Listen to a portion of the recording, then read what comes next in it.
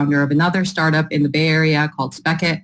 And we just so happened to go to the same high school, took very different paths after high school, but ended up in similar roles, I don't know, 10 years down the line.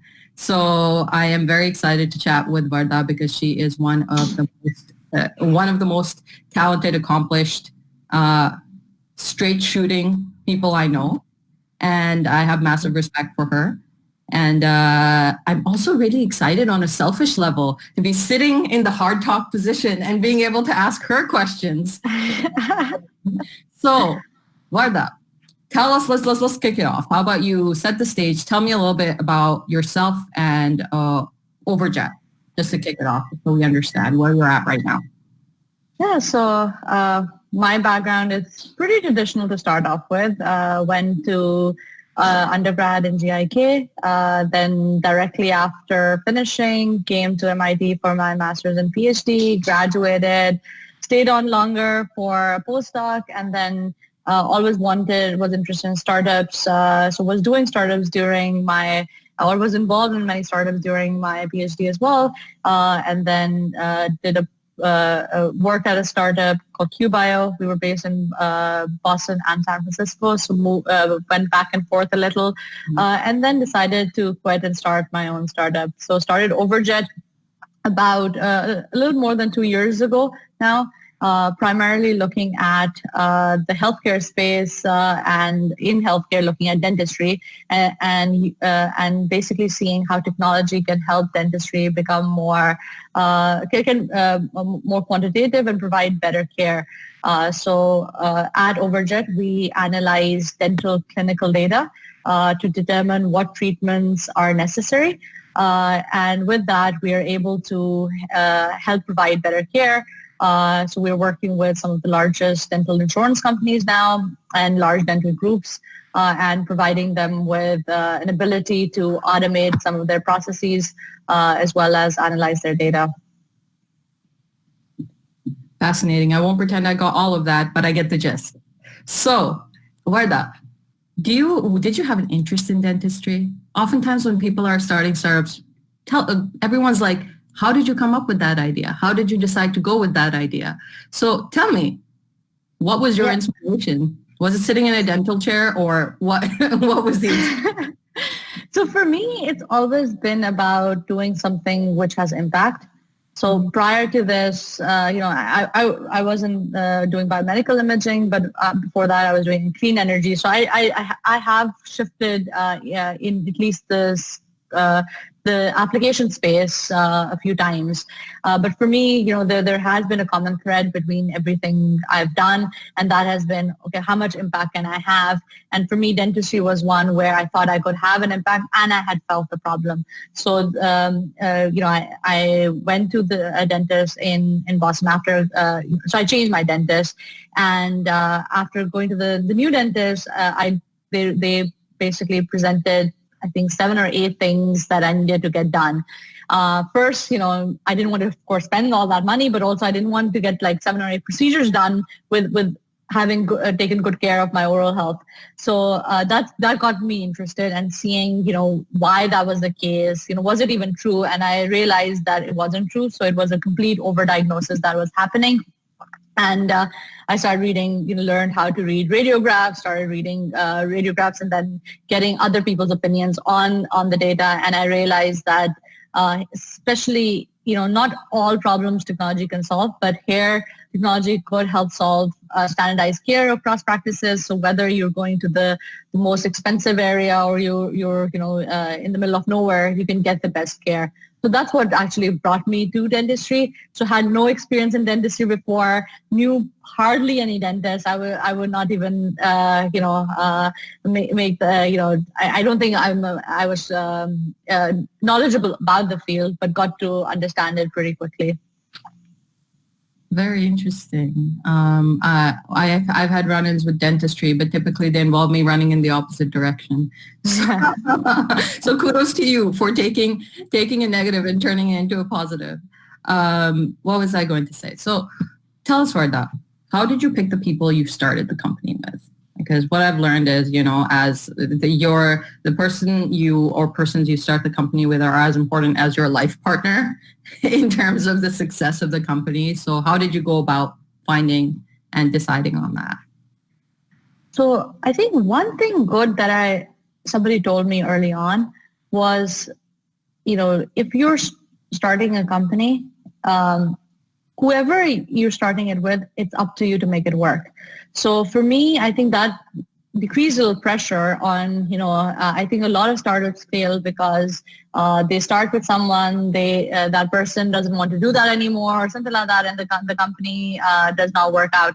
For me, at least, I took that responsibility on myself and said, okay, this is what I want to do, and who are the people I would want to do this with, and keeping that open. So with that, there were two basically people that I started the company with. One of them I knew well because of we worked together in the previous company that I was at. So at QBio, he was head of computation, I was heading product. I knew pretty much how he worked, what his strengths were, what his weaknesses were. So it was a very a decision going in, knowing what I was getting into.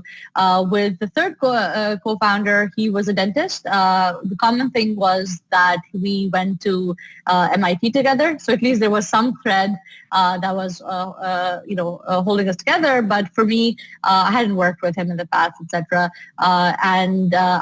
I came across him because of the common people we knew, and then we started thinking about what we could do in dentistry. So I think one person I knew very well, one person I just reached out to because they were a dentist and they were knowledgeable in the field, but we had common ground as well. So those were the two people. And for my second co-founder, Deepak, who I worked with in the past, I had to convince him to join. So basically, he was he was leading one of the teams at Amazon. So one of the teams, Alexa's teams. So it was a conversation we had where, he had a family, etc. Okay, leave this cushy job and let's do this together.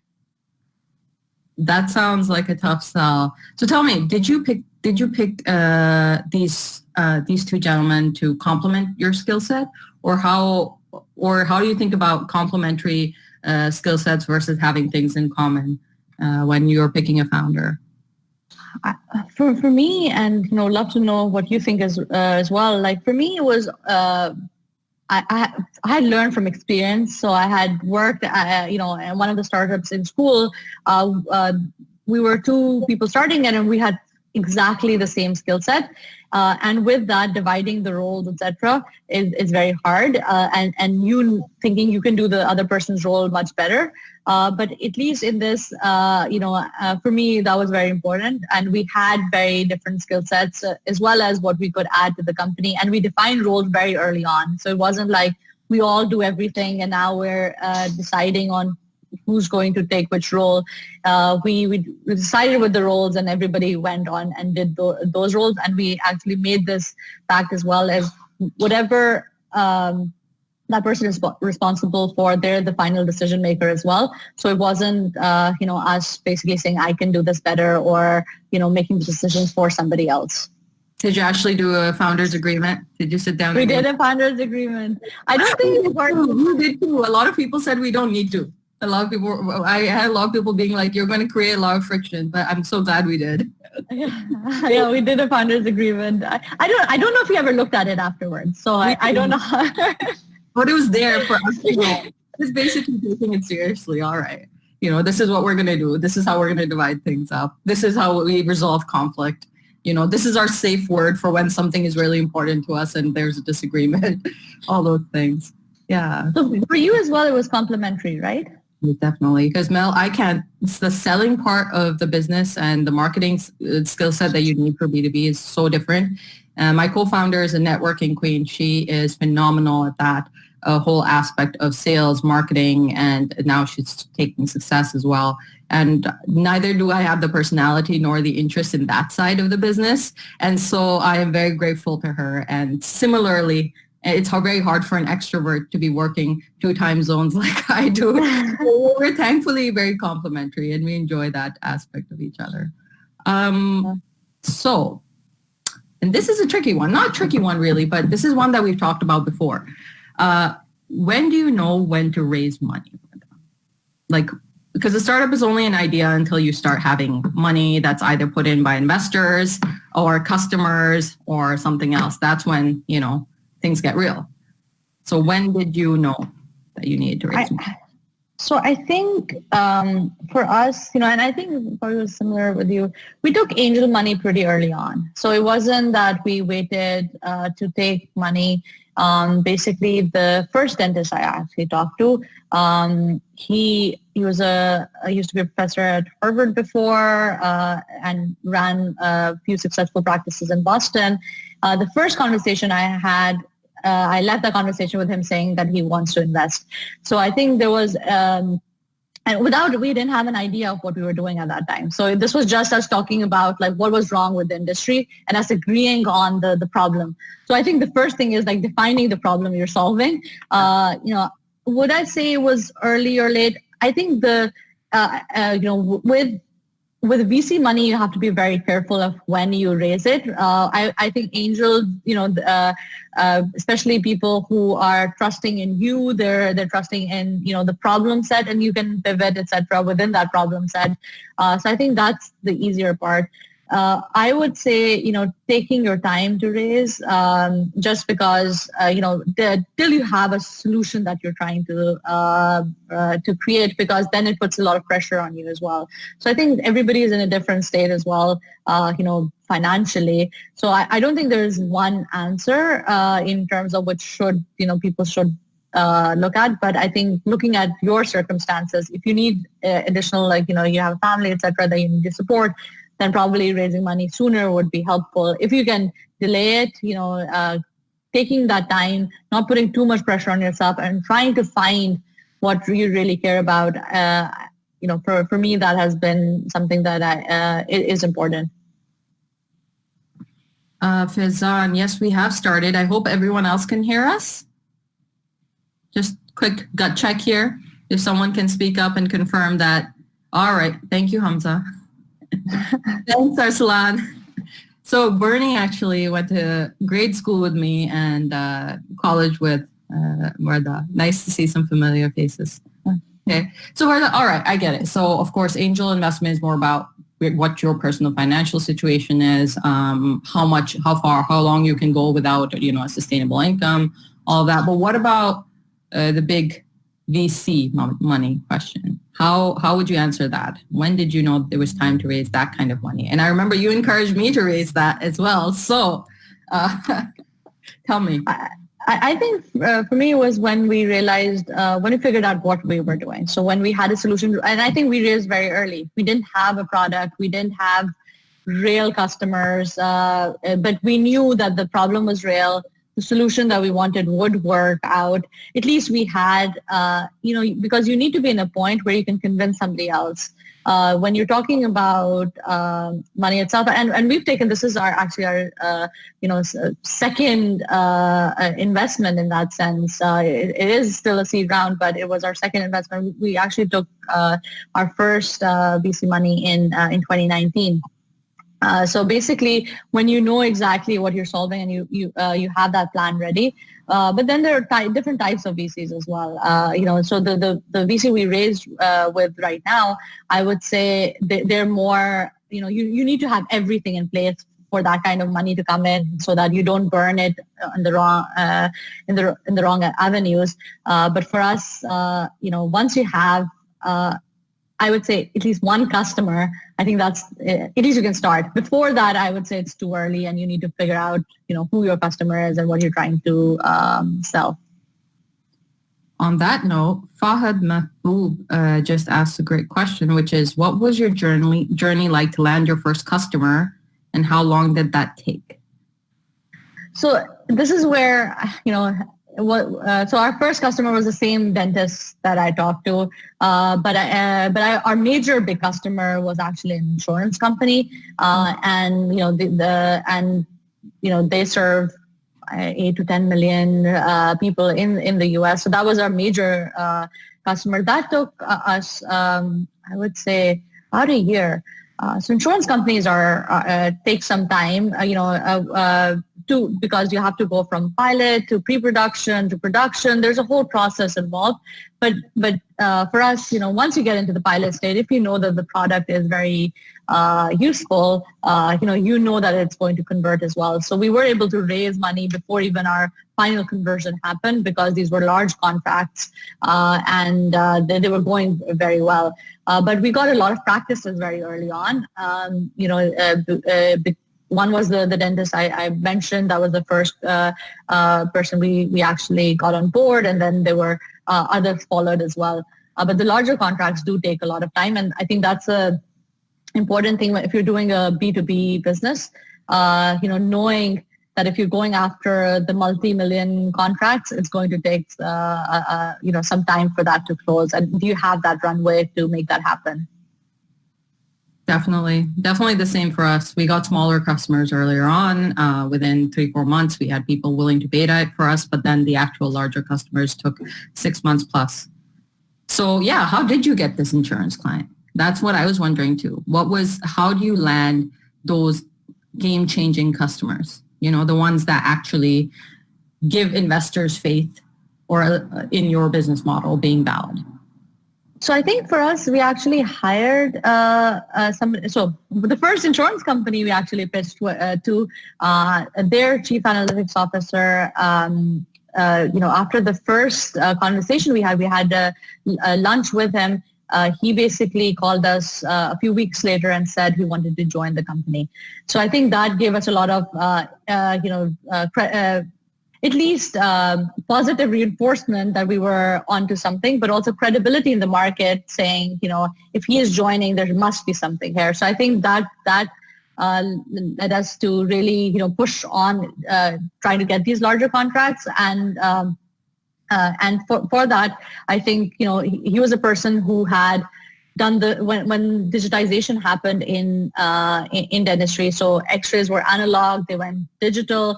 His first company was built on that, and he was the first people to do claims processing externally in insurance companies as well. So he had a lot of understanding of what's happening in the industry, and he came on very, very quickly. So I think that was something that really propelled us. And for us, we actually booked a few insurance companies at the same time. So there was a lot of traveling pre-COVID going on, and I think we were going to the clients, pitching, and a lot of them closed.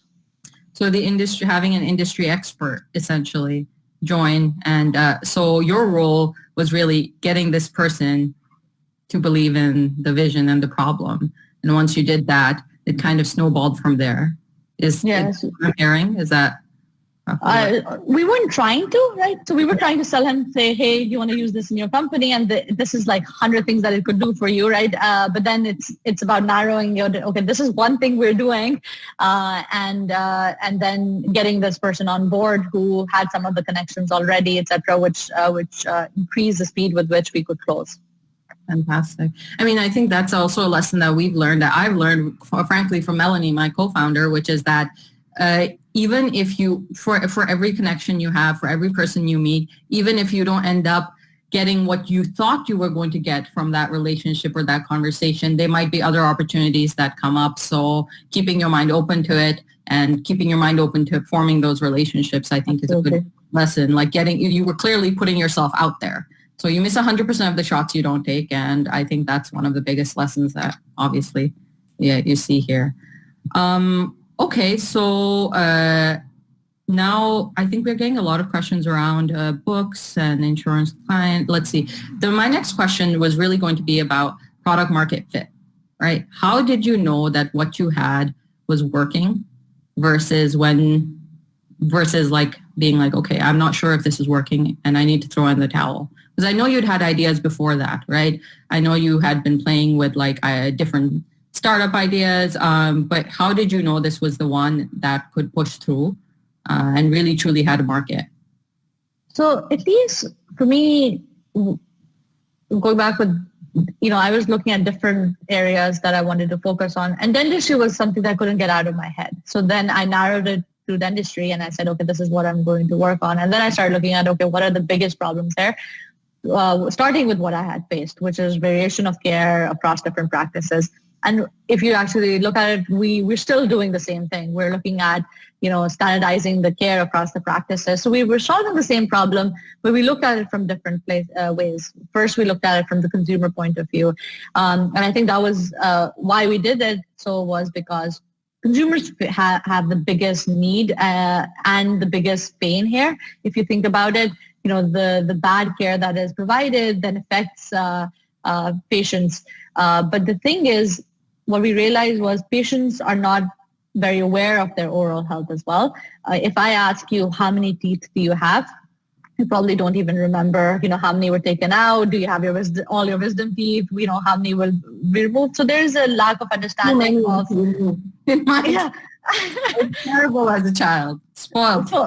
So as well as if I ask you what's the quality of any restoration you've had, I don't think that there's that understanding of the oral care that's needed for a product to be directly targeting patients as well, and patients when it comes to quality of care.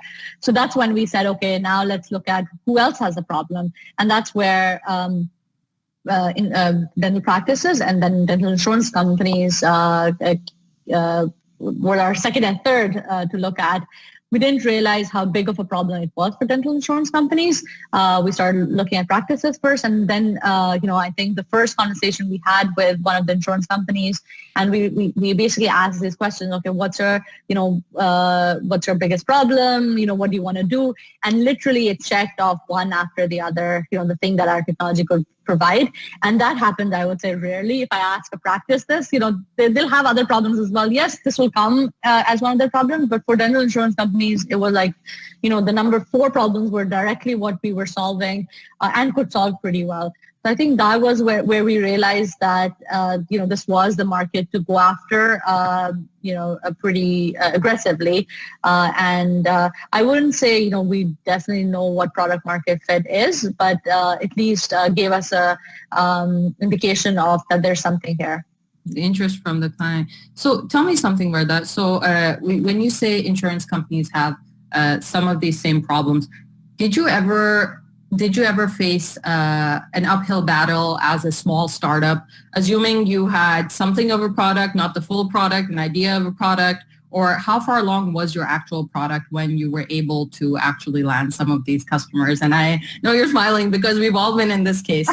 Startup has the best product ever out the gate. It's just impossible. And if you do, you're probably wasting a lot of time when that you should be validating. So yeah, how far along was the product when? I think at least this person I know says that, well, like you have to box above your weight, basically. So you are, there is this thing of, even if you don't have it, if you can build it, there's that aspect of a little bit of, putting it in a way that it seems like, it is more finished, especially when it comes to an insurance company, which require very finished products. What we did well, I would say here was, we narrowed the scope. So what we said was like, now I'm getting a little particular here, but what we did was we said, okay, we don't do all diseases. We're going to do this one disease first. And this is what our pilot is going to be about as well. And we're going to do that thoroughly. So rather than doing, 8 or 10 procedure codes, we said we do this one procedure code. We didn't present it in that way, but we said, hey, this is a procedure code we do really well. Let's start with this. And once we got started on that, we started building the other procedure codes as well. So I think that was something, I feel that especially in the healthcare space, people try to tackle a lot and a lot of failures happen. But by narrowing it, we could actually do that well to a point that it's production ready and you can actually, review millions of claims. Mm-hmm.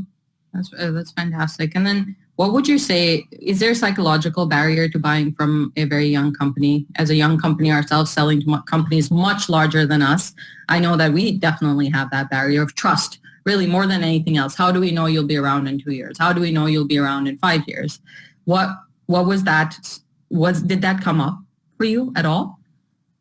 So we were aware of that from the beginning. So we did from even small things that we did. We called ourselves a company rather than a startup. Nice. I know it seems pretty trivial, but we would never say. I would not start off with, "Hey, we started this 2 years ago," right? Like so, there was a the language we used and still use, when it comes to selling to big clients is to kind of stay away from some of these, words like disruption, startup, some of the words that are used when you go in front of a VC, right?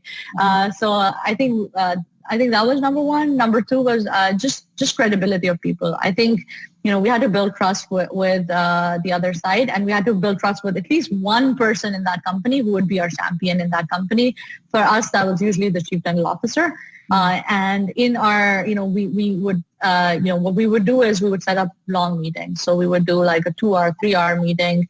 And in that meeting, address all their concerns, sit with them, and do it face to face. And really walk that through. Now it's easier because we can say, we have other clients, etc. As well as, the dental industry is very small. Even if we cannot disclose some of the clients, the other companies know which clients we have. Fantastic. Well, switching away a little bit from, which I find really fascinating, this topic is what do you wish you had known before you started a startup? Because I hear in your language things like you're champion and pilot, and that's sales terminology. That's like out sales terminology. You're an engineer, right? And you're very much what one would call a technical founder. But what do you wish? So in the context of that, who is now selling this product to massive insurance companies who care, amongst other things, about their bottom line? What do you wish you had known before you started this startup? So how I consider myself as a problem solver. So whether it is an engineering problem or a sales problem or whatever that problem is, I try to understand what the problem is and how do we best solve it. So I think that's, because of that, I think I go a little more horizontal as well. I still, I'm still coding whenever I get a chance, but most of my time is spent hiring and doing the sales and demos, etc. But with that, I think what I wish I knew would be, I think, and again, it'll be very different for other people. I actually quit my job without knowing without developing the solution to a point that was ready to be sold, etc. And I think that put a lot of stress on me as well, on trying to, does it work or not? Did I make the right decision, etc. And I think that could be avoided. I think now looking back, the other side is, would I have done it if, I had that cushy job there as well? But I think, being more aware of when is the right time to quit, for me, it was very, very clear when I started getting obsessed with the dentistry in general. That's the time I quit. I think it was a little early. Getting obsessed with dentistry, definitely a good time. You're passionate enough to do this full time. I had a question here from Nadeem, which was, what's your team org? You position your services as consultants, solution providers. I think it's a product. Am I correct? It's a product offering. It's not a service, and I'm sure there's service that goes around it, but really it's fundamentally a technology that gets deployed. And then what is one from Ali? We have, what is the one thing to focus on as a startup founder? What should be top of your list based on like the last 2.5 years or whatever that you've spent? So this is how I look at it, is my job is to minimize risk. So every week the risk changes, every month the risk changes. So whatever the top risk is, it might be employee related, it might be customer related, it might be product related. So I basically, as the CEO, like I do, I'm doing the other stuff, but for me, it's about minimizing that risk. And whatever the top risk is, that becomes like the top priority even for me, whether it goes on for a week or a month, etc. And when I say risk, it's basically what will make you fail, what will make you succeed. So looking at those two aspects of it and just focusing on that. So week to week, my role is changing a lot, and I make sure that, of course, I'm keeping the customers, the basic stuff still going, but the extra time I have, it's focused on the minimizing the risk. Well, I totally agree. It's kind of like playing whack-a-mole. We say it's like you're juggling lots of balls. There's glass balls and rubber balls, and you just have to like know what the glass ball of the moment is. Some days it'll be marketing, some days it'll be product, some days it'll be something else. So yeah, it's tough to give a generic answer to that one for sure. So all right, on that note, let's switch a little bit back into the transition, because I see a lot of interest from people in knowing things like how do you make a portfolio or application to get into a prestigious college like MIT from Syed Osama. And I think, how do you, I mean, that's a very generic question, but in the interest of students and people who are still at college, like, how do you think that happened? And it can be as simple as I taught my class. And that's and that's what do you think? Yeah. I think knowing what is needed. So for me, I was lucky that actually a friend of mine from my batch, Shifat, basically mentioned to me that to get into MIT, you would need research. And I was in my, I think, third year at that time. And for me, that became a thing of, okay, I need to do some research.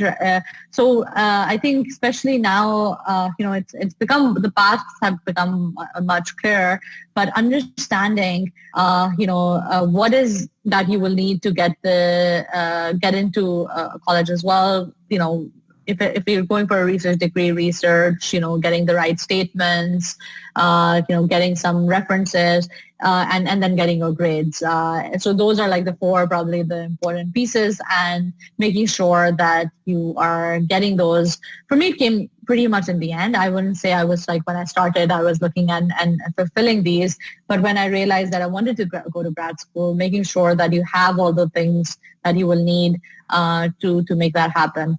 But of course, there's a lot of luck involved in this. Not very smart people don't get into really good schools, and very, not so smart people do get into good schools as well. So I would say, a lot. You have to have different options, as well as know why you want to go to grad school as well.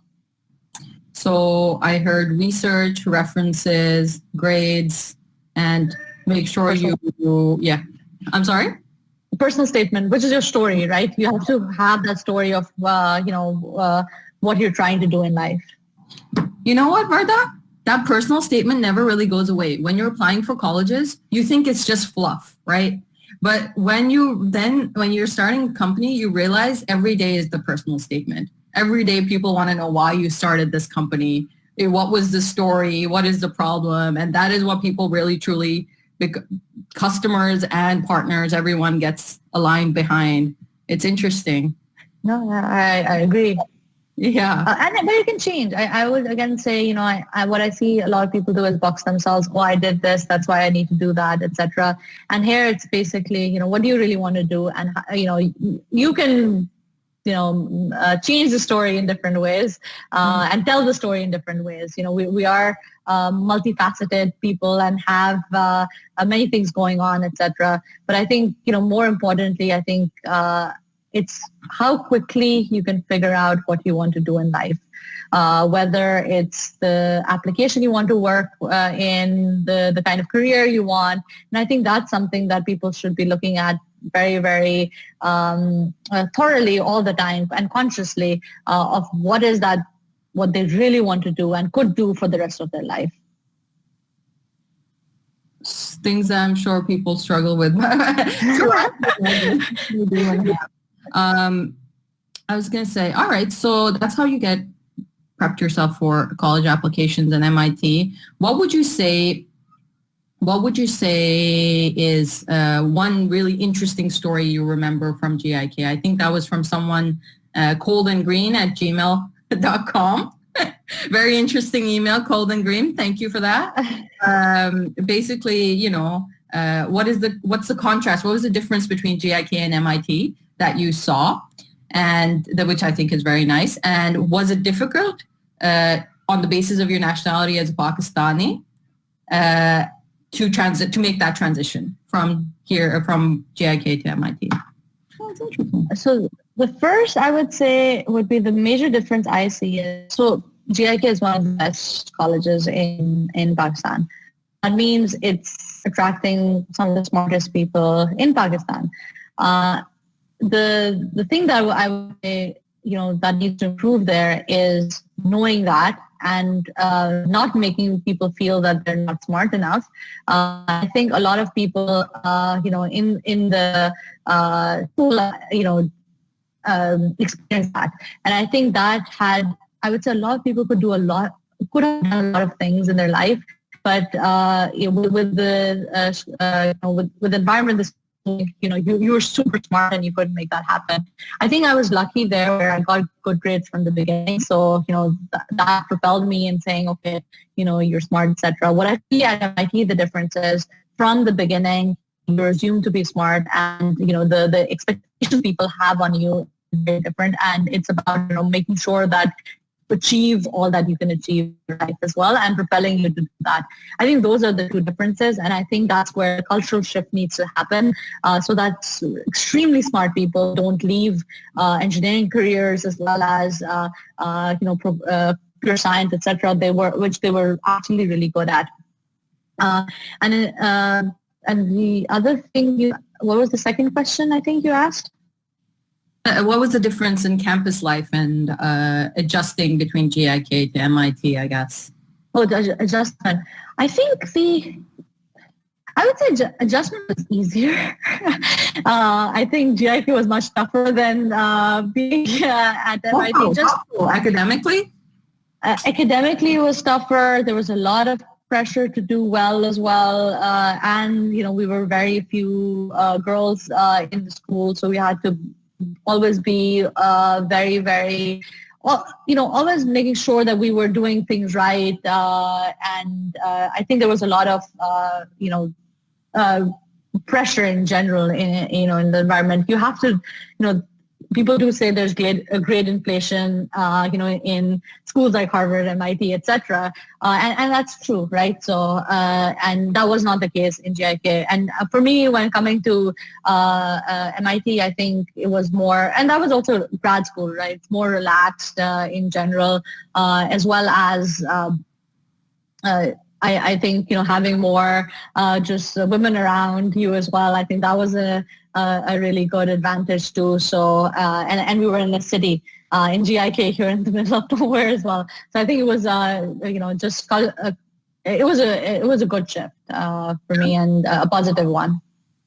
That's fantastic. I always wonder how, having not been through that myself, how, that whole process of being, a hyper minority in a educational institution. It's fascinating topic for another time. But tell me, Wardah, what do you think went well at GIK in terms of how they prepared you for MIT? What do you think is like the biggest takeaway that you had in that? I think one of the biggest was that we were very, or from the beginning, it was about, we could do anything in a way, whether you wanted to start something or you wanted to, and these were like, if you wanted to do an event, you could just make that happen. And it was on you to make that happen as well, because there was nothing happening around the campus too. So it was about, if you wanted a concert, you would have to arrange that concert, right? But again, for me, it was, I wanted to go into robotics. So I had to create a robotics lab, but the college itself was very accommodating of that. I cannot imagine anywhere else where sophomore year somebody goes in and says, I want to create a lab, and the dean said, okay, sure, what do you need? But over here they said, okay, sure, what do you need? And I said, I need an office, I need computers, and we had a lab very, very quickly, and then spend a lot of time in that lab. But I think that really propelled me in, and not only MIT, but also in doing startups of, if you want some change to happen, you have to make that happen. And you have, if you ask for the right things, if you have a reason why you want to do it, people are going to support you as well. Well, that's definitely a big plus. Do you think that's changed post-COVID, or specifically, I'm looking at a question here this is a question from Colton Green, which is around post-COVID, what field do you suggest I should encourage my 9th grader to pursue as a career?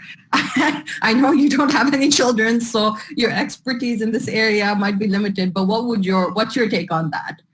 I would computer science. I think, so just software. I think, as you can see, that's the field which hasn't been impacted significantly because you can still work at home. But also in general, you can then choose any application you want to get into. So you're attaining a skill set that's applicable across industries, and there are very few skill sets like that. I would say, we're living in a very interesting times, and having good software background really, really helps you out. Absolutely. I would agree with that. I think that we just need more of that. Absolutely. All right. So switching back. Okay. So you went from GIK, and by the way, Wardah, you grew up in Islamabad? I grew up in a lot of places. My dad was in the Air Force, so I spent a few years in Islamabad. I spent a few years in Karachi, Abu Dhabi. So I grew up pretty much, all over the place. Miyawali. So I have experienced a lot of Pakistan. Yeah. Okay. Well, we met in Islamabad when I had moved there from Lahore.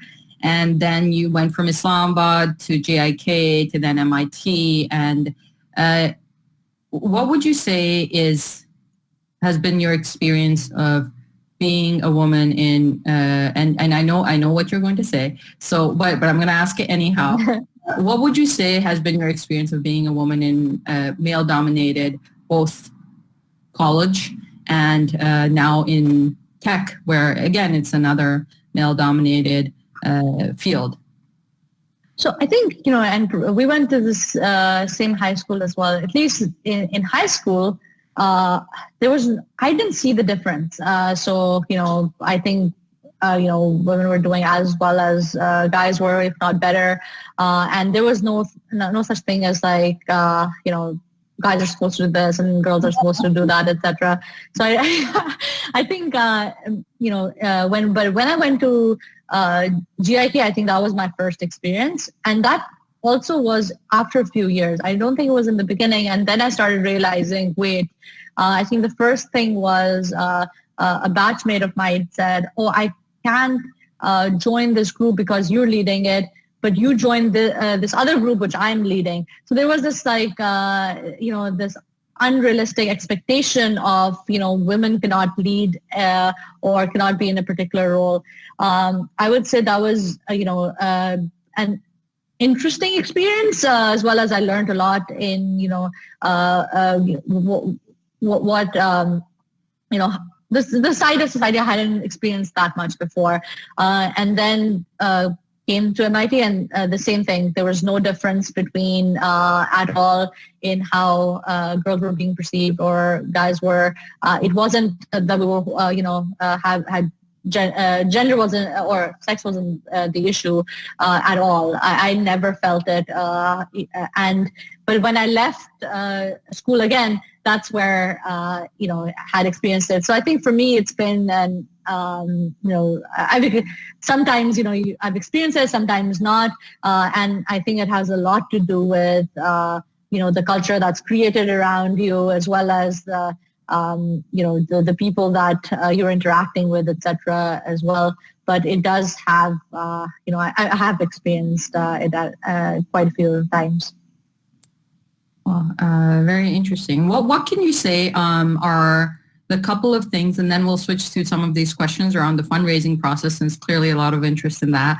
But what would you say are the couple of things we can do as a community or as people on the other side, I guess, of going through college to encourage more women founders and more female participation in the Pakistani tech industry at large?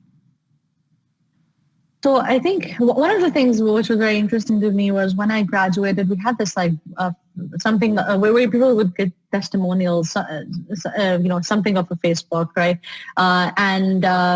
There, one of my batchmates basically wrote, I did not know that women could be smart.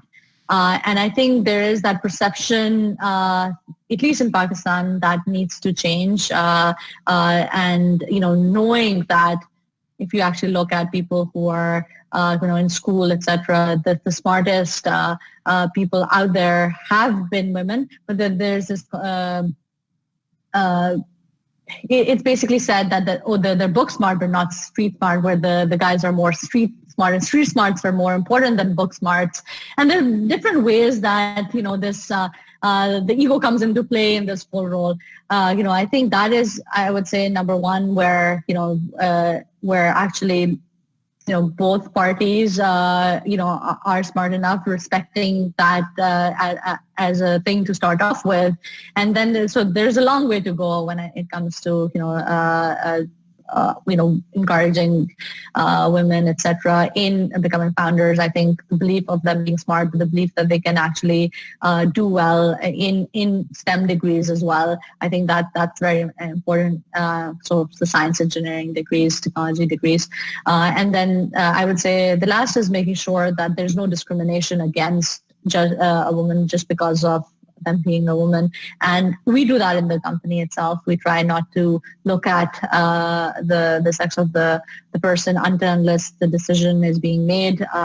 And there are different things that can be done. But I think looking at it, we have some unconscious bias, and looking at that internally and saying, could there be a reason that I might not be looking at ways that I'm discriminating against women, and making sure that doesn't happen. And I wouldn't say just women, any other minorities or, where female are not minority, but in engineering they can be, but making sure that, all your biases are being checked at least, so that you're not discriminating against people just because of color of their skin or their sex in general. Good answer, sage answer, and it ties into something that you said earlier about the culture differences between JEC and MIT in terms of having the presumption of success. The idea of belief is so important in what people choose to do with their lives and what directions they choose to go in, and having people who believe is critically important. So, all right, now we have a bunch of questions about how you raised your first cash. So tell us, Wardah, how did you, let's start from the top, actually. Ghulam and Maiman asked this question, what came first? And I think this is really interesting, good one, Ghulam, is did you decide to start a company and then came up with a problem to solve, or did you see the problem to solve and then came up with a company?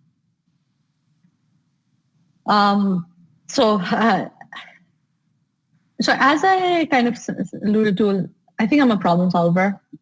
Whether it's a company or not a company, etc., that'll always come secondary to me. So for me, it was, okay, I need to solve this problem, and what's the best way of solving it? And if it is to start a company, I would start a company. So for me, it was looking at the variation of care in dentistry and trying to solve that. During my PhD, I was solving a problem there as well. And, there was a different... she was trying to solve another problem, the hairdryer problem. Tell them about that. No, so I have a new... problems that come to my mind. And so tell them about that. I think that'll be an interesting story in terms of how you use incidences from your life. No, so that's another thing. It's I've always tried to solve problems that I'm impacted with. So somehow or the other, and I think that's I need that to really drive me. And as I mentioned, how do you make a hair dryer which is noiseless? How do you look at jeans which are which have pockets? Well, there's been a lot of things that I've looked into and solved. Whether it's I've done it directly or I've had friends and supported them to do it. Again, it's basically making a world that you want to live in. And that's what I've been trying to do. So for me, the problem came first and then the startup. Fair enough. And then in terms of the first money you took, right? How did you decide between going with an incubator, university incubator, or versus angel investing? So the good thing is we were actually in an incubator. So the Harvard Innovation Lab is an incubator. So we were there for the longest period of time. We got space free and a lot of support, etc. So we didn't have to choose. So it wasn't, the good thing is they don't give you money for equity. So it wasn't a choice that we had to make. But again, if I have to make it more generalized, I would say, whatever is the next step. I don't think you should really, if you're getting a good incubator to join, just join that, or you're getting the money in. I don't think you have to choose either or. And now the question is, what's right for you and what kind of support, et cetera, you need. We thought we needed people around us doing, solving hard problems. And so that's why we joined an incubator as well. Got it. And I think there's another question from Junaid Lashari here, which is, okay, when you first raised your angel investment, I think you mentioned it was angel investment. Did you go through valuation, and how accurate were the predictions? No. So the good thing is now we have safes. So SAFE is an instrument that Y Combinator created, and it allows you to not worry about valuations, and you can do caps, you can do not a cap. So I raised on caps and not on caps as well. So the better deal you can get, you can go for it depending on how much the other party is interested. If they're extremely interested, you can just go without a cap, a discount as well. So that allows you to raise quickly and get money in without worrying about all the legal aspects too. You can just sign it yourself if you need to.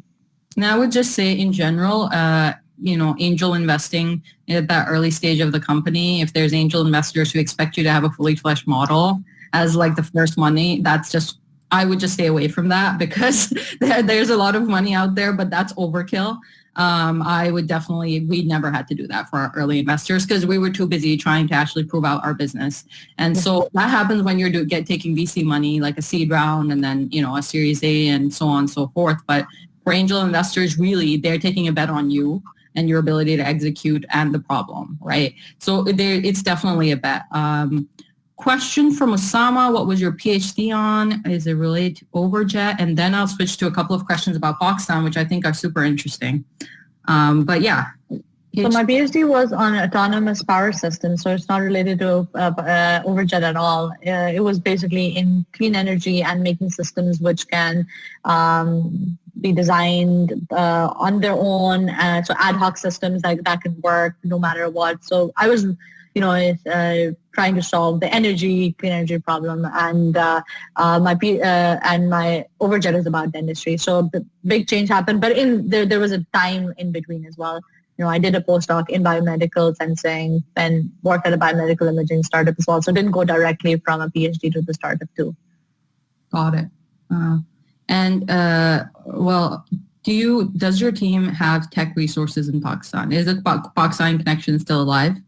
Yes, so we do have tech resources in Pakistan, we have limitations because we are dealing with HIPAA data, so healthcare data, but the stuff that where we don't need, or we have to work around it. So we don't have a huge team, but we do have I think around 5 or 6 people in Pakistan. Got it. And from Haroon, very interesting question. Why do you think Pakistan has not been able to create a unicorn so far? I think we have unicorns now, right? So Zameen.com or something like that. I think that was recently valued at more than $1 billion. But in general, I think now is the time. I don't think, I think the time is right for a lot of unicorns to exist and be created, because the funding ecosystem has at least evolved to a point with VCs like Sarmayakar, like Indus Valley Capital coming in and having the connections to get your next round as well. But I think this is the right time. Fantastic. What else, Wardah, would you like to share with what I'm presuming is a very heavy GIK dominant audience, but in terms of, what else have I not asked you that I should have today? No, I think this was a really good conversation that we had. I would just, some of the things that I would stress upon is, if you want to do something, if you want to really solve some problems, whether joining a company that is trying to solve them or then starting yourself, it is a hard journey, but it is very rewarding. You grow as a person. And I think that's, especially in the time of your life where you can actually do it. So the younger you are, it's better to do it. So if you get a chance, don't overthink it, and make sure that you surrounding yourself with the right people whom you could start the different companies with, but also making sure that, you're always looking at, how can you add more to the world? Startups is one of the ways to do that. Fantastic. Thank you, Wardah. I think I learned certainly things that I didn't know about you today. Very interesting things, including how you were able to sell your vision alone to actually get an industry expert on board, and then win insurance clients, because the last time we talked about Overjet in depth, you were still targeting dentists. So just an example of how quickly things change in startups. And I think that journey of ultimately being able to sell your vision, and I've seen you evolve from an engineering PhD candidate to a CEO, and the change is phenomenal. And that's, I think, another very interesting thing for me as someone who is not an engineer and not from a technical background per se, to see is how much of that aspect of yourself you have to cultivate and grow as you transition from being a day-to-day runner of things to being the person that's the figurehead of the company. Absolutely. Yeah. Becoming more of a manager day by day. Well, I'll leave everyone with that, but I think that the one thing I would encourage everyone, especially everyone in Pakistan, is the presumption of success. When people join college, our presumption should be that they are the best of the best, especially when they're joining a top-tier college. That mentality of being able to encourage everyone at every level, that belief, I think, goes a long way, especially for women who are traditionally not encouraged into those roles in Pakistan, but for everyone, I would say. I think that was a very interesting thing. And in general, I wouldn't have expected that from Wardah, because Wardah is very generally non-fluff person. So the fact that she said that means a lot. That means that it's actually something that she's observed. And I think we owe that to the next generation and the generation after that, to presume that they are going to be successful. And and doing that not just for the men, but also for the women, also for minorities, also people from underprivileged backgrounds. I would love to see more Wardahs over the years come in through GIK, through Pakistan, and take over the tech space here, because we have the talent. That much I am 100% sure of. It's just, how can we get out of our own way? How can we consciously counter our unconscious biases and really foster the incredible talent that we have in our country? So thank you everyone for joining. I hope you all found it interesting. I find Wardah super inspirational. You can follow her on LinkedIn and myself as well. But definitely hit us up for any other suggestions you have in the future for topics. Thank you, Ali. Thank you, everyone. All right. Have a great one. Bye, everyone. Have a wonderful Sunday.